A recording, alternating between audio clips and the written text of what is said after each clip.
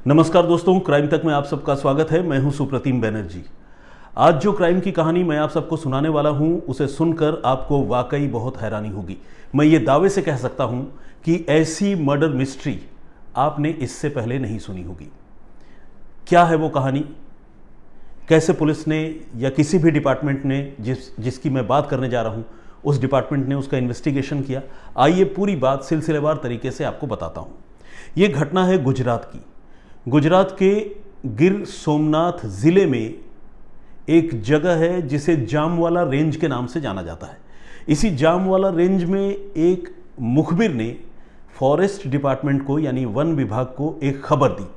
उसने ये बताया कि 15 नवंबर 2022 15 नवंबर 2022 को उसी जामनगर रेंज के इलाके में कुछ लोगों ने एक शेर की हत्या की है, एक शेर की जान ली है, और न सिर्फ जान ली है बल्कि उसकी लाश को पूरी तरह से जलाकर सबूत मिटा दिए हैं।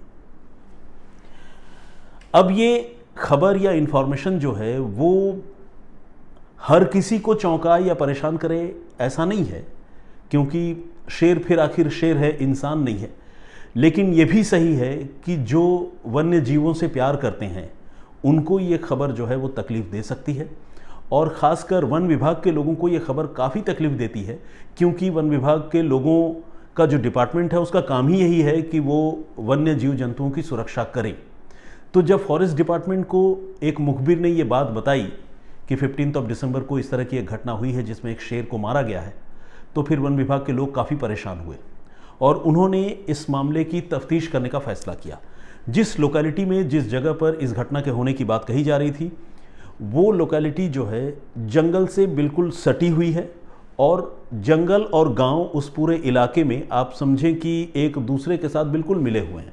मतलब गांव की ज़मीन के पास ही जंगल भी है और जंगल के पास भी गांव भी है। बहुत सारे इस तरह की जगहें हैं जहां इंसानी बसावट भी है, लोग भी रहते हैं, और उन लोगों के आसपास के गांव के आसपास के पूरे इलाके में शेर भी रहते हैं। गुजरात से ऐसी कई तस्वीरें आप लोगों ने देखी होगी। तो ये जिस जगह की घटना थी उस जगह का नाम जो है मैंने आपको बताया जामवाला रेंज है, और वहाँ पर एक विलेज है, गांव है, जिसका नाम है अलीदार। तो अलीदार गांव की ये घटना थी, और अगर रेवेन्यू डिस्ट्रिक्ट की बात करें तो ये कोडीनार तालुका का हिस्सा है। तो कुल मिलाकर ये पूरी जगह थी जहाँ पर इस घटना के होने की बात कही जा रही थी। अब वन विभाग ने इस मामले की तफ्तीश करने का फैसला किया, और उसने सबसे पहले ये जो अलीदार गांव है उसके आसपास 15 नवंबर की, जबकि मैं बात बता रहा हूँ, उस समय शेरों की मूवमेंट को ट्रैक करना शुरू किया। शेरों की मूवमेंट को ट्रैक करने का या किसी भी जंगली जानवर के मूवमेंट को ट्रैक करने का जो सबसे फेमस या बुनियादी तरीका होता है वो होता है पग मार्क आइडेंटिफाई करके ये देखना कि वो किस इलाके में घूम रहे हैं। तो जब वन विभाग की टीम वहाँ पहुँची अलीदार गांव के आसपास जंगल के इलाकों में, तो उन्होंने देखा कि वाकई वहाँ कुछ शेरों के पैरों के निशान मौजूद हैं। और वन विभाग ने यह भी देखा कि न सिर्फ पैरों के निशान मौजूद हैं बल्कि वो पैरों के निशान शेरों के एक पर्टिकुलर खेत की तरफ गए हैं, और उसके बाद वहाँ जाकर वो निशान गायब हो गए हैं। अब जब वन विभाग की टीम ने यहाँ अपनी निगाहें गड़ा दी और गहराई से जब अफसरों ने पूरे एरिया की स्कैनिंग करने की शुरुआत की, तो उन्होंने देखा कि उस जगह पर किसी जानवर को कच्ची मिट्टी के ऊपर से घसीट कर ले जाने के निशान भी मौजूद हैं। तो ये इस बात की निशानी है या संकेत विभाग के लोगों को मिल रहे थे कि शायद यहाँ किसी शेर की वाकई हत्या की गई है, किसी शेर को मारा गया है, लेकिन कोई बहुत कंक्रीट एविडेंस सिवाय उन पगमार्क के और किसी डेड बॉडी को घसीटे जाने के और कोई कंक्रीट एविडेंस वहाँ पर तब तक वन विभाग के लोगों को नहीं मिल पा रही थी। तो कुल मिलाकर हिंट ज़रूर मिल रहे थे, लेकिन खबर या जानकारी अधूरी थी। अब वन विभाग के लोगों ने इस मामले की जांच के लिए एक नायाब तरीका अख्तियार किया, और वो तरीका था एक स्निफर डॉग को यानी खोजी कुत्ते को इस मामले की तफ्तीश में लगाना। इस खोजी कुत्ते का नाम है टोप्सी। टोप्सी बेसिकली एक बिच है यानी फीमेल डॉग, और इस फीमेल डॉग को चंडीगढ़ के पास पंचकुला है, आप लोगों ने ज़रूर नाम सुना होगा। पंचकुला में ख़ास तौर पर जो फॉरेस्ट एरिया में क्राइम होते हैं उसको सॉल्व करने के लिए ट्रेंड किया गया है। यानी स्निफर डॉग है तो ज़रूर, लेकिन आबादी के बीच में कोई मर्डर, लूट, डकैती, इस तरह के केसेस को वो डॉग जो है ट्रेस नहीं करती है, बल्कि वो जंगली इलाकों में जो आपराधिक घटनाएं होती हैं, चाहे वो पोचिंग की हो या दूसरे कोई भी घटना हो, चाहे किडनैपिंग, मर्डर, कुछ भी हो, लेकिन खासकर जो फॉरेस्ट वाले एरिया हैं उस एरिया की वो टोप्सी जो है वो एक्सपर्ट स्निफर डॉग है। तो वन विभाग की टीम ने टोप्सी को इस मामले के इन्वेस्टिगेशन में अपने साथ लिया और फिर टोप्सी जो है उसने जो भी स्मेल गैदर किया उस जगह जाकर, अलीदार गांव के पास जाकर, उसके बाद टोप्सी जो है पूरे इलाके में सर्च करने लगी। अब टोप्सी जो है वो आगे आगे चल रही थी, वो स्निफर डॉग आगे आगे चल रही थी और पीछे पीछे जो है वन विभाग की टीम अलीदार गांव के आसपास घूम रही थी और ये देख रही थी कि उन्हें कोई सबूत या कोई एविडेंस ऐसी जगह पर मिलती है या नहीं मिलती है। लेकिन जैसा कि आप जानते हैं, ये इस तरह के जो स्निफर डॉग्स होते हैं उनके सूंघने की शक्ति जो है बहुत ज़्यादा होती है, यही उनकी स्पेशलाइज्ड ट्रेनिंग होती है। वो स्मेल आइडेंटिफाई करते हैं और फिर किसी पर्टिकुलर जगह पर या किसी पर्टिकुलर आदमी के पास जाकर वो भूंकते हैं और भौंक कर जो है वो अपनी तरफ से वो हिंट करते हैं, संकेत देते हैं। तो ये जो टोप्सी नाम की डॉग है, इसने उसी अलीदार गांव के पास 2 ऐसी जगहों को चिन्हित किया, यानी मार्क किया, जहां पर वन विभाग के लोगों को लगा कि शायद इन 2 जगहों पर शेर की मौत या शेर को मारे जाने की घटना से कोई ना कोई रिलेशन हो सकता है, क्योंकि ये डॉग वहां बार बार जाकर रुक जा रही थी। असल में ये जो 2 जगह थे, यही वो 2 जगह थे जहां पर शेर को मारा गया था, और मारा भी ऐसे वैसे नहीं गया था, बल्कि बिजली का झटका लगाकर करंट से शेर की जान ली गई थी और कुछ दूरी पर उसकी लाश को ले जाकर जो शिकारी हैं उन्होंने उसे जला भी दिया था। लेकिन टोप्सी तो खैर अपना उसका जो सेंस है, सूंघने की जो शक्ति है, उसकी वजह से वो उन जगहों को आइडेंटिफाई कर रही थी। लेकिन वन विभाग के लोगों के लिए सिर्फ नंगी आंखों से इन जगहों को देखकर पहचान पाना तकरीबन नामुमकिन काम था, क्योंकि वहाँ पर ऐसा कोई भी विजिबल मार्क या एविडेंस नज़र नहीं आ रहा था, चाहे वो खून के धब्बे हों या किसी को जलाए जाने से जो राख बचती हो वो हो, या कोई शेर के बाल हों या खाल हो, कोई भी ऐसी चीज़ वन विभाग के लोगों को नज़र नहीं आ रही थी। लेकिन जब वो टोप्सी बार बार एक पर्टिकुलर जगह पर हिंट कर रही थी, तो वन विभाग के लोगों ने यह तय किया कि वो उस जगह की खुदाई करेंगे। और जब टीम ने वहाँ खुदाई शुरू की तो आपको जानकर हैरानी होगी कि वाकई मिट्टी के नीचे से वन विभाग के लोगों को कुछ राख, कुछ फर यानी बाल और कुछ हड्डियां रिकवर हुई, उनके हाथ लगी।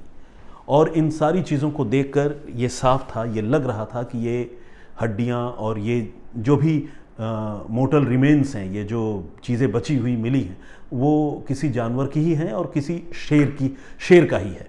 ये चीज़ जो है वन विभाग के लोगों को लग रहा था। फिर वन विभाग के लोगों ने जब आगे जो दूसरी जगह उस डॉग ने आइडेंटिफाई की थी, वहाँ जब जाकर देखा तो वहाँ से भी उनको कुछ राख और ऐसी ही चीज़ें मिली। अब वन विभाग के लोगों की जांच जो है थोड़ी आगे बढ़ चुकी थी और उनको ये उम्मीद नज़र आने लगी थी कि शायद वो इस मामले से जुड़े हुए कुछ और एविडेंस कलेक्ट करेंगे और शायद गुनहगारों को वो पकड़ भी लेंगे। लेकिन अभी ये काम काफ़ी दूर था, क्योंकि अभी तो सिर्फ राख और 1-2 हड्डियों के टुकड़े ही मिले थे और कुछ बाल जो अधजले या बचे हुए बाल थे वो मिले थे। तो खैर ये चीज़ें जब वन विभाग के लोगों को मिली तो उनका उत्साह बढ़ा और उन्होंने जो फर या बाल जिसका मैं जिक्र कर रहा हूँ उसको फॉरेंसिक एग्जामिनेशन के लिए भिजवाया। और जो फॉरेंसिक एग्जामिनेशन हुआ उसे कहते हैं मेडुलरी इंडेक्स एग्जामिनेशन। अब ये मेडुलरी इंडेक्स एग्जामिनेशन क्या होता है? बेसिकली ये बालों के टेक्सचर और उसके प्रकार को डिकोड करने का या उसकी पहचान करने का एक साइंटिफिक मेथड है जो फॉरेंसिक एक्सपर्ट्स अपने लैब में किसी भी सैंपल को लेकर कर सकते हैं, चाहे वो ह्यूमन हेयर्स हो या मान लीजिए कोई शेर के ही बाल हों या भैंस के बाल हों।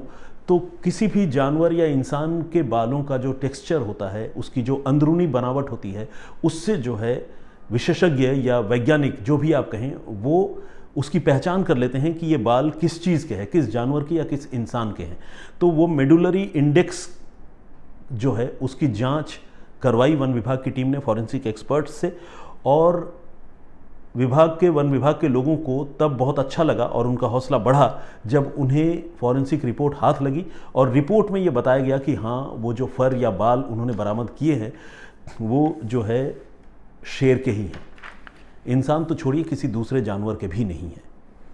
अब ये अपने आप में एक बहुत बड़ी बात थी और एक बड़ा डिटेक्शन था।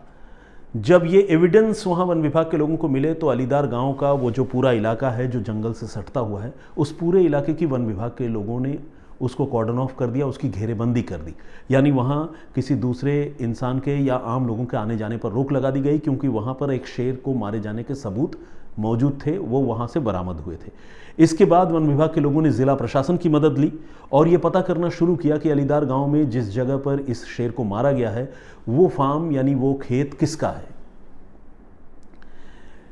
लेकिन वन विभाग की टीम को तब एक जोर का झटका लगा जब उन्हें पता चला कि जिस खेत में या जिस खेत के आसपास शेर को मारे जाने या जलाए जाने की बात सामने आ रही है, वो खेत जो है किसी व्यक्ति विशेष का नहीं है, बल्कि वहाँ जो भी खेती करता रहा है वो उस जगह को, सरकारी ज़मीन को अतिक्रमण करके, उस पर कब्जा करके, इनक्रोच करके उस जगह पर वो खेती कर रहा है। ठीक इसी तरह से उस खेत वाली जगह पर जिस फार्मलैंड की मैं बात कर रहा हूँ उसके आसपास कंटीले तारों का बाड़ भी लगा हुआ है और कंटीले तारों के बाड़ में बिजली का करंट है। लेकिन आपको जानकर हैरानी होगी कि ये बिजली का कनेक्शन जो है वो भी लीगलाइज्ड नहीं है, बल्कि इलीगल तरीके से वहाँ खेती करने वाले लोगों ने बिजली जो है उन कटीले तार के बाड़ों में लगा रखी है। तो ये दो बहुत इंपॉर्टेंट पीस ऑफ इंफॉर्मेशन वन विभाग के लोगों को मिले और ये दोनों ही इंफॉर्मेशन थे तो बहुत आंखें खोलने वाली, लेकिन ये इन्वेस्टिगेशन को रोकने वाली बात थी। उसकी वजह यह है कि जब किसी के नाम पर वो ज़मीन है नहीं, लीगली किसी के पास कोई पेपर नहीं है, बिजली का कनेक्शन भी इलीगल है, तो फिर किसे पकड़े, किसे जिम्मेदार ठहराएं, ये अपने आप में एक बड़ा सवाल था। लेकिन वन विभाग के लोग जो है वो इस मामले की तह तक जाना चाहते थे और इसके बाद उन्होंने न सिर्फ ज़िला प्रशासन से उस खेत को, उस जगह को आइडेंटिफाई करने में उसकी मदद ली ज़िला प्रशासन की, बल्कि उन्होंने अब अपने लेवल पर टेक्निकल इन्वेस्टिगेशन को आगे बढ़ाने का फैसला किया। उन्होंने ये तय किया कि 15 नवंबर के आसपास जबकि ये घटना बताई जा रही है, उन दिनों में इस जगह पर कौन कौन से मोबाइल फ़ोन नंबर एक्टिव थे वो वन विभाग के लोगों ने पता लगाने का फैसला किया और मोबाइल फ़ोन नंबरों की, उन नंबरों की CDR निकलवाई। सबसे पहले तो वन विभाग के लोगों ने उस पर्टिकुलर जगह का डंप डाटा कलेक्ट किया। डंप डाटा मतलब जो नियर बाई टावर है उस टावर से कौन कौन से मोबाइल नंबर उन दिनों में लोकेट हो रहे थे और उन मोबाइल नंबरों से नियर बाई टावर से रूट होकर कौन से कॉल जनरेट हो रही थी या रिसीव हो रही थी, इसका जो इन्फॉर्मेशन होता है उसे डंप डाटा कहते हैं। तो वन विभाग के लोगों ने वो डंप डाटा कलेक्ट किया और डंप डाटा कलेक्ट करने के बाद उसकी CDR निकलवाई और कई मोबाइल नंबरों को वहाँ विभाग के लोगों ने, फॉरेस्ट ऑफिसर्स ने आइडेंटिफाई किया।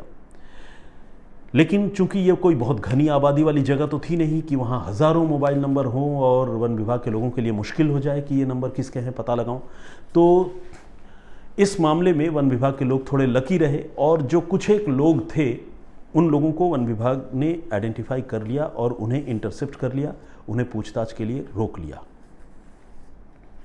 खास बात यह थी कि जिन लोगों को वन विभाग ने रोका था या पकड़ा था, ये लोग 15 नवंबर को घटना को अंजाम दे चुके थे और इसकी तफ्तीश जो है वो लगातार 15 नवंबर के बाद जब मुखबिर ने जानकारी दी तब से लेकर अब तक, जनवरी तो खैर अब कंप्लीट हो गया, हम फरवरी के शुरुआती दिनों में हैं, लेकिन जनवरी के आखिरी दिनों तक 2023 जनवरी के आखिरी दिनों तक वन विभाग इस मामले की तफ्तीश कर रही थी और ये सारे लोग जिनको पुलिस ने या वन विभाग के लोगों ने पकड़ा था, ये सारे लोग अपने अपने घरों में और अपने अपने लोकेशन पर ही मौजूद थे।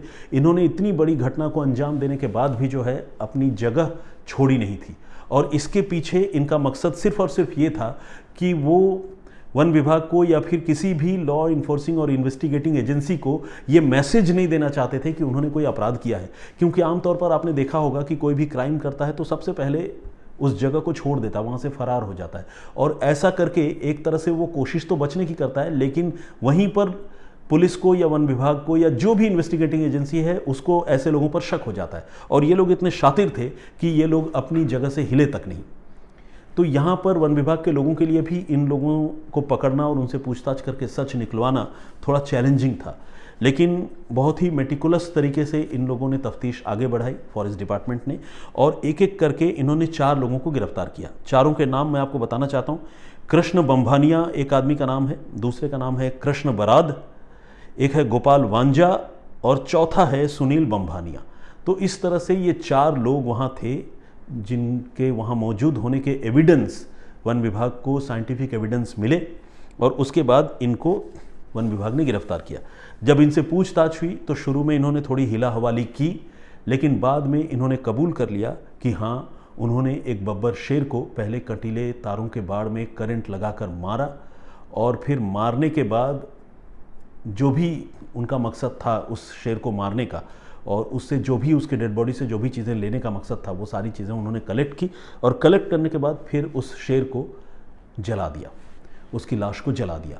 और न सिर्फ लाश उसकी जला दी बल्कि लाश जलाने के बाद उसकी राख जो है वो बची न रहे, इस बात का ध्यान रखते हुए उन्होंने उस जगह की खुदाई कर दी और राख को मिट्टी के नीचे दबा दिया और जहाँ पर उन्होंने इस घटना को अंजाम दिया उसके ऊपर नई मिट्टी डालकर ऊपर से घास जो है वो भी लाकर डाल दी ताकि वहाँ नई घास पनप जाए और उस जगह को पहचान पाना, उसका आइडेंटिफिकेशन कर पाना मुश्किल हो जाए। यही मुश्किल जो है वो वन विभाग को पेश भी आ रही थी, लेकिन thanks to Topsy the sniffer dog, जिस फीमेल डॉग की वजह से उस जगह को वन विभाग के लोगों ने सक्सेसफुली आइडेंटिफाई करने में कामयाबी हासिल की और उस जगह की पहचान होने के बाद धीरे धीरे सारी कड़ियाँ खुलती चली गई और आखिरकार ये जो 4 मुलजिम है इस मामले में वो गिरफ्तार कर लिए गए। अब सवाल ये है कि जो शिकारी होते हैं वो शेर की या बाघ की जान क्यों लेते हैं, हत्या क्यों करते हैं। पहले तो राजे रजवाड़ों के ज़माने में हमें पता है कि वो जो है एक पौरुष की या शौर्य की निशानी हुआ करती थी। हम लोगों ने अनगिनत ऐसी तस्वीरें देखी है जब राजा साहब ने किसी बाघ या शेर का शिकार किया हो और उसकी लाश जो है पैरों के नीचे रखकर अपने लंबी सी बंदूक के साथ उन्होंने मूँछों में ताव देते हुए तस्वीर खिंचवाई हो। ऐसी बहुत सारी तस्वीरें हमें पुराने ज़माने की देखने को मिल जाती हैं। लेकिन अब अगर कोई शेर या बाघ का शिकार कर रहा है तो क्यों कर रहा है? तो ये इसका जवाब ये है कि दरअसल इस तरह के जो जानवर होते हैं उनके दांत, खाल, नाखून वो जो है ग्रे मार्केट में या आप यूँ कहें कि चोर बाज़ार में उसकी बड़ी कीमत होती है। इन चीज़ों से दवाएं भी बनती हैं और सजावटी सामान बनते हैं, कुछ ऑर्नामेंट्स, ज्वेलरी जैसी चीज़ें बनती हैं और इसीलिए इस तरह के जानवरों के शरीर के कुछ खास हिस्सों की बड़ी मांग होती है। और चूँकि काले बाज़ार में इस तरह की चीज़ें ऊंची कीमत पर बिकती हैं तो कई बार जो शिकारी होते हैं वो जानवरों की हत्या करके उनकी खाल, नाखून और ऐसी ही दूसरी चीज़ें निकाल लेते हैं, लेकिन बाकी का जो लाश के जो हिस्से होते हैं उसे या तो जला देते हैं या कहीं फेंक देते हैं। इस मामले में इन्होंने सबूत मिटाने के लिए जो है ये सारा काम किया था। अब ये जो गिर सोमनाथ का जंगल है, आप जानते हैं कि भारत में बब्बर शेर, मेरी जानकारी के मुताबिक शायद यही एक जगह है जहाँ पर उसकी सेंचुरी है और यहाँ पर वो जानवर पाया जाता है, उनकी काफ़ी अच्छी खासी तादाद है। एक जो रफ़ आइडिया है उसके मुताबिक तकरीबन 600 शेर इस पूरे इलाके में रहते हैं। 2020 में इन जानवरों की गणना हुई थी, उनकी काउंटिंग हुई थी 2020 में, और तब 674 लायन और लायनेस और लायन कब इस जगह पर मिले थे, उनकी गिनती हुई थी। और 2015 के मुकाबले जो है ये संख्या 29%, 29% बढ़ी हुई थी। तो ये एक पॉजिटिव न्यूज़ है क्योंकि आमतौर पर ये संरक्षित जानवर हैं जो धीरे धीरे इस दुनिया से विलुप्त हो रहे हैं, ख़त्म हो रहे हैं। तो ऐसे जानवरों की हिफाजत करना, उन्हें बचाना हर किसी की जिम्मेदारी है और इसी जिम्मेदारी के तहत सरकार जो है इन शेरों को उस जंगली इलाके में पालती है और एक तरह से उनका ये अभयारण्य है जिसको इंग्लिश में सेंचुरी भी कहते हैं। तो यहाँ भी शेरों की सेंचुरी है, लेकिन इस सेंचुरी में कई बार पोचर्स या हंटर्स वो घुस जाते हैं और जानवरों की हत्या कर देते हैं और उनको मारकर फरार हो जाते हैं। तो ये जो मामला था वो एक ऐसे ही शेर की हत्या का था, लेकिन खूबसूरती देखिए कि हत्या एक जानवर की हुई और तफ्तीश करके कत्ल के मामले का खुलासा भी एक जानवर नहीं किया। तो hats off to forest department of Gir Somnath area, Jamwala range, and again hats off to that sniffer dog, female dog Topsy, जिसने इस पूरे मामले को इन्वेस्टिगेट करने में बहुत शानदार भूमिका निभाई और गुनहगारों को गिरफ्तार करवाया। तो आज की कहानी मुझे पूरा यकीन है कि आपको अच्छी लगी होगी, क्योंकि ये बिल्कुल हटकर कहानी है। इंसानों की बस्ती में तो खून खराबा बहुत है, लेकिन जानवर जो है वो आम तौर पर एक दूसरे की जान तब तक नहीं लेते जब तक या तो उन पर खुद पर कोई ख़तरा उनको ना लगे या उन्हें भूख ना लगे, खाना ना हो किसी को। लेकिन इंसान ऐसा है जो इंसान तो इंसान जानवरों को भी नहीं बख्शते हैं। खैर, ये थी कहानी, मुझे यकीन है आपको अच्छी लगी होगी। अब आइए कुछ कमेंट्स जो है जो आपने मेरी प्रीवियस स्टोरी पर की है उन कमेंट्स को पढ़ता हूं और कुछ लोगों के नाम भी पढ़ता हूं जो हमारी परंपरा के मुताबिक है। पिछली स्टोरी जो थी मैंने आपको बताया था कि दिल्ली में कैसे एक फॉर्मर स्विमिंग कोच की हत्या हुई थी और एक मामूली बात पर 3 लड़कों ने मिलकर उन्हें गोली मार दी थी, क्योंकि वो जो फॉर्मर स्विमिंग कोच है वो सीनियर सिटीज़न जो है, इनमें से एक लड़के को उसने मामूली बात पर या कहें बेवजह ही ज़ोरदार तमाचा रसीद दिया था, चांटा मारा था और उसके बदले में उस स्विमिंग कोच की हत्या कर दी गई थी। तो खैर, प्रदीप मुखर्जी साहब ने कमेंट किया है अब से कुछ ही देर पहले। उन्होंने लिखा है Shams is best. Undoubtedly Mukherjee साहब वो बेस्ट हैं ही, तो बहुत बहुत स्वागत है आपका। आप कम से कम मेरी कहानियाँ सुनने के लिए या मेरा वीडियो देखने के लिए आप आए, आपने ये कमेंट किया, I am thankful to you. Ravi Kumar ji ने भी कमेंट किया, वो बता रहे हैं कि वो अमृतसर पंजाब से हैं और उन्होंने कहा है कि वो मेरे बहुत बड़े फ़ैन हैं और आपको हमेशा मिस करता हूं, हर कहानी में मैं आपकी देखना चाहता हूं। लेकिन मिस करने वाली कोई बात नहीं है रवि दोस्त, मैं तो लगातार रेगुलर अब कहानियां लेकर आता हूं। आई होप अगर आप क्राइम तक के वीडियो सेक्शन में जाकर थोड़ा स्क्रॉल डाउन करेंगे तो आपको मेरी कहानियां थंबनेल में मेरी तस्वीर के साथ मिल जाएगी। और बाकी आपने अपने आप को मेरा फ़ैन कहा है तो मैं थैंकफुल हूं और मुझे लगता है कि मैं इस काबिल तो नहीं हूं कि कोई अपने आप को मेरा फ़ैन कहे, ये आपका बड़प्पन है। लेकिन चलिए, आपको मेरी कहानियाँ पसंद है, यही मेरे लिए बहुत बड़ी बात है। सुशील यादव जी ने भी कमेंट किया है, thank you very much. R K Rajput regular comment करते हैं। परवीन लायल ने भी कमेंट किया है और उन्होंने लिखा है नाइस स्टोरी। जाजमऊ कानपुर से हैं मोहम्मद इशाक, इन्होंने भी कमेंट किया है, thank you very much. Sonam का कमेंट है, फैंसी फ्रेश फ्लावर अरेंजमेंट के नाम से एक आईडी है और ये करार हुसैन साहब हैं मुंबई से और इन दिनों ये कतर में रहते हैं, इनको भी मेरी कहानी अच्छी लगती है, थैंक यू वेरी मच। सतगुर सिंह खट्टरा, एस खटरा, ये भी लगातार कमेंट करते हैं, बहुत बहुत स्वागत है आपका। अली खान साहब का कमेंट आया है। अनुपम मिश्रा जी हैं। विजेंद्र सिंह, बहुत अच्छी कहानी, धन्यवाद, इन्होंने लिखा है। सनी ने भी कमेंट किया है। राधा रवि शुक्ला जी, देवराज शर्मा, बहुत धन्यवाद आपका। संजय कुमार, चौहान हर्ष, भूषण महात्रे, पटेल वी भूषण जी, आपके सरनेम के साथ मुझे वो एक फिल्म का किरदार याद आ गया, डोंट माइंड, मतलब मैं एक लाइटर नोट में ये बात कह रहा हूँ। वो एक कोई फिल्म थी शूल या कुछ, जिसमें भिखू महात्रे एक किरदार था। तो आप भूषण महात्रे हैं, ऑब्वियसली मेरे ख्याल से आप मराठी मानुष होंगे, तो बहुत बहुत स्वागत है आपका। जस्ट मुझे याद आया तो मुझे लगा कि आपसे मैं शेयर करूँ। पटेल वी मामूनी का भी कमेंट आया है, बहुत स्वागत आपका। जन्मेजय रायजादा, रिजवान सैफ़ी, परीजाद, दी ऑस्पिशियस वन के नाम से एक आईडी है और इन्होंने भी कमेंट किया है। माधव वाघ जी ने भी कमेंट किया है और सुरेश परिहार एमपी उज्जैन से हैं। सुप्रिया पाटिल हैं, एलके फैशन, परूप श्रेष्ठा, उमा शर्मा, नमस्ते बैनर्जी भैया, कैसे हो आप, थैंक यू वेरी मच। मैं अच्छा हूँ उमा, आप भी अपना बहुत बहुत ख्याल रखिए। राजेश पटेल, KH के नाम से एक आईडी है। शेख जावेद, रेखा भट्ट, पूजा कुमारी, कुछ ऐसे रैंडम स्क्रॉल करके आगे बढ़ता हूँ ताकि ऐसा ना लगे कि सिर्फ एक ही किनारे से, एक ही तरफ से मैं कमेंट्स पढ़ रहा हूँ।